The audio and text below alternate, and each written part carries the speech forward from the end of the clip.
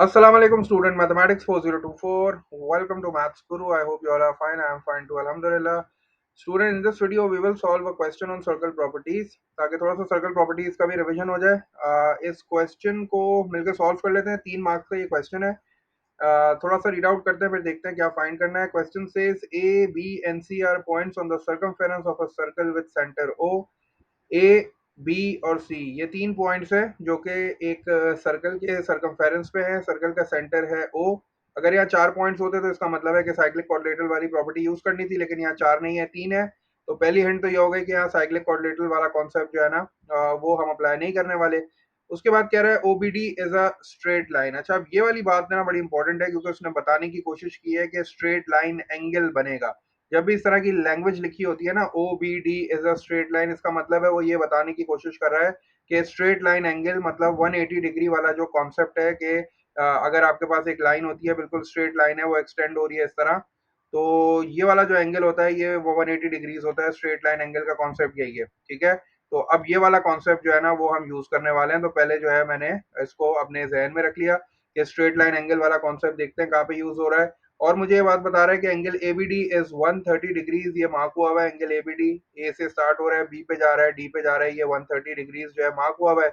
मुझसे कह रहा है find angle ACB, giving a reason for each step of your working. 3 marks का ये, ठीक है। पहले ही देखते हैं एसीबी एंगल कौन सा है। ए से स्टार्ट हो रहा है, सी पे जा रहा है और बी, मतलब मुझे ये वाला एंगल फाइंड करना है, मतलब वो जो सरकमफेरेंस वाला एंगल फाइंड करना है। और यहाँ देखो तुम्हें नजर आ रहा है कि एंगल एट सेंटर भी है और एंगल एट सरकमफेरेंस। मतलब अगर मुझे एंगल एट सेंटर पता चल जाए तो मैं एंगल एट सरकमफेरेंस फाइंड कर लूंगा, जो कि मुझे फाइंड करना है। 3 मार्क्स का इसका मतलब है कम से कम 3 से 4 काम हमें करने पड़ेंगे। तो क्या करना है भाई, सबसे पहले तो उसने मुझे हिंट दी हुई है कि स्ट्रेट लाइन है। स्ट्रेट लाइन का मतलब ये है कि ओबीडी पहले ट्रेस करता हूँ कि ये ओबीडी कहाँ है। तो ओ से स्टार्ट हो रहा है, बी पे जा रहा है और डी, ओबीडी ये स्ट्रेट लाइन है। इसका मतलब ये है कि यहाँ से लेके यहाँ तक का जो एंगल है वो 180 डिग्रीज है, क्योंकि ये स्ट्रेट लाइन है, ठीक है। और इस 180 डिग्रीज में से इतना सा जो एंगल है ये 130 है। तो ये क्या मैं बाकी वाला एंगल फाइंड कर सकता हूँ? बिल्कुल कर सकता हूँ। कैसे? अगर मैं 180 में से 130 को सब्ट्रैक्ट कर दूं, ठीक है। अगर मैं 180 में से 130 को सब्ट्रैक्ट करता हूं तो मेरे पास आंसर आएगा 50। इसका मतलब है कि ये जो ट्राइंगल का एंगल है ना ये 50 डिग्रीज आ रहा है, ठीक है। इसको जरा फिगर पे देखते हैं जाके दोबारा। देखो ये स्ट्रेट लाइन था ना ओबीडी, तो ये तो पूरा 180 हो गया यहाँ से लेके यहाँ तक, क्योंकि ये स्ट्रेट लाइन है। अब यहाँ से लेके यहाँ तक 130 डिग्रीज है, तो ये बाकी कितना होगा? 180 में से 130 को माइनस किया तो 50 आ गया, ठीक है, क्योंकि इसने मुझे बताया था कि स्ट्रेट लाइन है। अब अगर ये 50 है तो अब जरा इस ट्राइंगल को गौर से देखो, O A B. O A B कैसा ट्राइंगल है? ओ से, ओ सेंटर है और ओ से लेके सरकमफेरेंस ए, इसका मतलब है ये भी रेडियस है।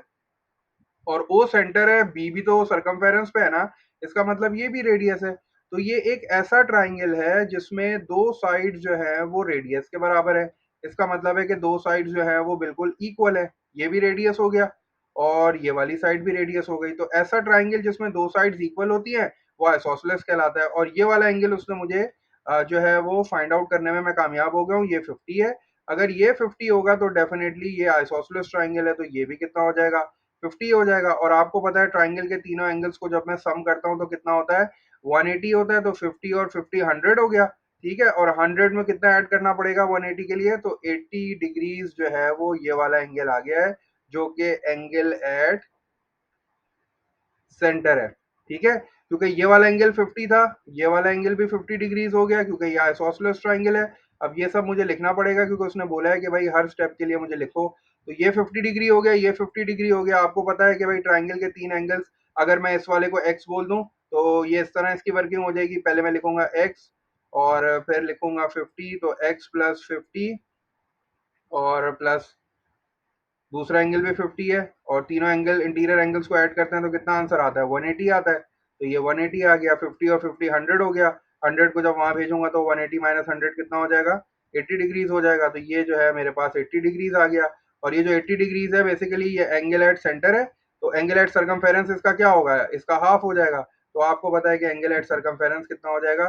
तो मैं यहाँ थोड़ा सा लिख भी देता हूँ, एंगल एट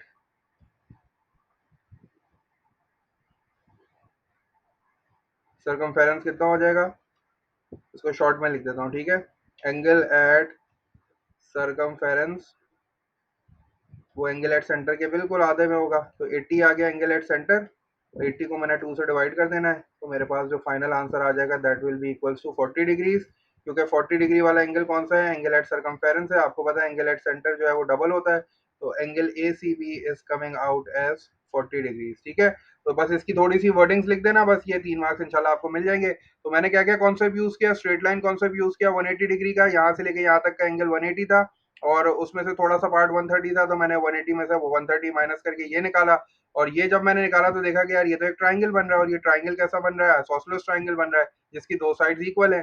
तो इसका मतलब है इनके दोनों जो सामने वाले एंगल्स हैं वो भी इक्वल होंगे डेफिनेटली। तो ये 50 तो ये भी 50, 50 50 100 हो गया, ये वाला एंगल 80 हो गया। क्योंकि एंगल एट सेंटर 80 है, तो एंगल एट सरकमफेरेंस जो है वो इसका हाफ होगा, वो 40 डिग्रीज के बराबर होगा।